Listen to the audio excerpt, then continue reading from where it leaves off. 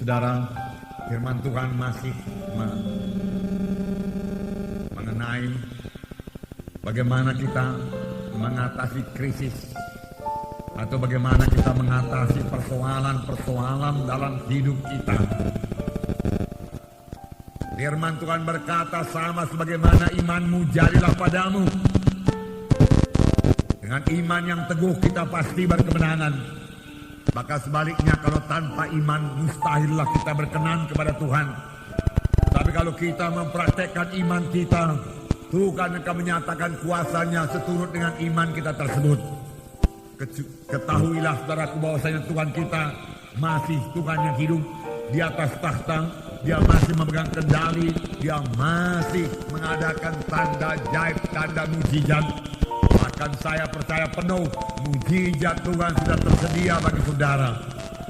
Mujizat untuk kesembuhan saudara, mujizat untuk kekuatan saudara, mujizat untuk berkat-berkat bagi saudara. Semua itu sudah tersedia.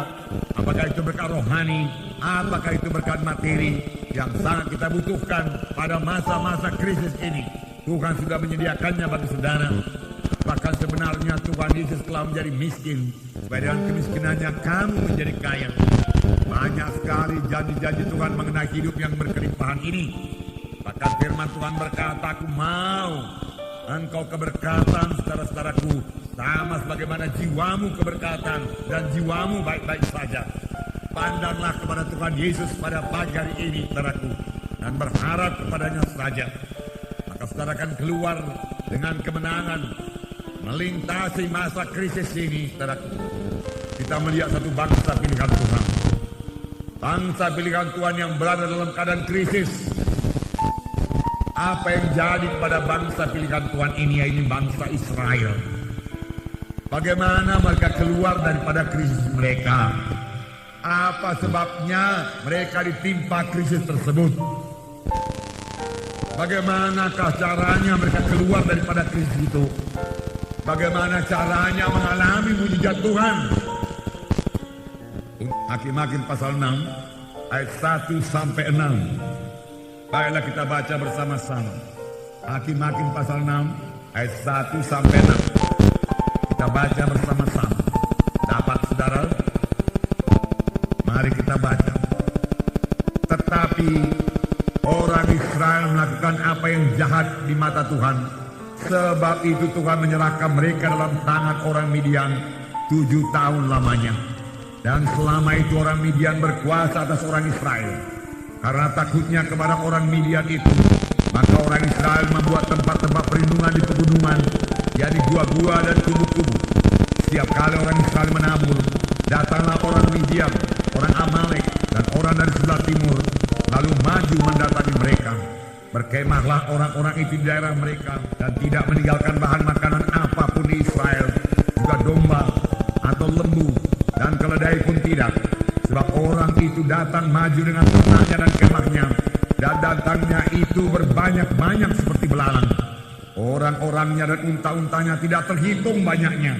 Sekalinya datang ke negeri itu untuk memusnahkannya, sehingga orang Israel menjadi sangat melarat oleh perbuatan orang Midian itu. Lalu berserulah orang Israel kepada Tuhan. Bangsa Israel, bangsa pilihan Tuhan, bangsa yang dikasihi Tuhan. Tuhan mempunyai maksud pada bangsa pilihannya ini. Dan Tuhan memang sudah memberkati bangsa pilihan ini. Hanya sebagai bangsa pilihan Tuhan, mereka memiliki hukum-hukum Tuhan. Tuhan lebih dahulu berfirman kepada bangsa Israel ini dalam Hakim-Hakim pasal 2. Mereka Tuhan berkata, tetapi janganlah kamu mengikat perjanjian dengan penduduk negeri ini. Mezbah mereka haruslah kamu robohkan. Tapi kamu tidak mendengarkan firman-Ku. Mengapa kamu berbuat demikian? Lagi aku berkata kepadamu, aku tidak akan menghalau orang-orang itu di depanmu, tetapi mereka akan menjadi musuhmu, dan segala ilah mereka akan menjadi jerat bagimu. Aku akan mengantarkan kamu ke tanah Kanaan. Tapi janganlah kamu menyembah Allah orang Kanani ini. Tetapi kamu tidak mendengarkan firman-Ku. Inilah selalu kesalahan bangsa Israel. Mereka menyimpang dari jalan Tuhan. Sesudah mereka diberkati Tuhan, mereka mulai lupa kepada Tuhan. Dan mulai ikut adat istiadat bangsa Kanani. Dan mulai ikut menyembah ilah-ilah orang Kanani. Lalu datanglah persoalan. Perlindungan Tuhan dicabut daripada mereka. Dan pada waktu perlindungan Tuhan dicabut, maka dengan mudah musuh-musuh menguasai Israel. Dan tanpa perlindungan Tuhan, Israel tidak punya kekuatan.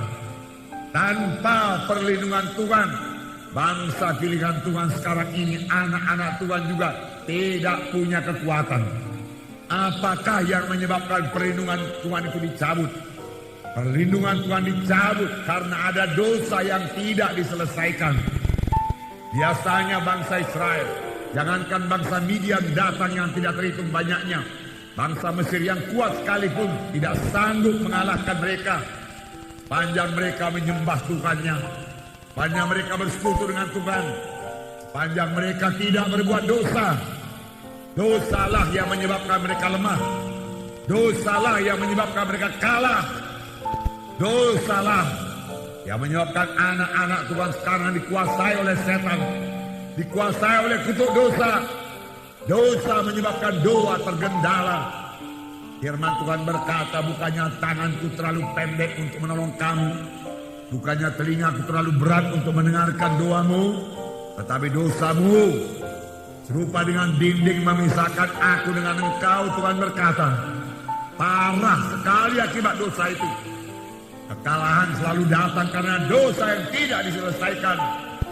Tidak ada kuasa. Oleh sebab itu jangan biarkan dosa berkuasa dalam hidup kita, saudaraku.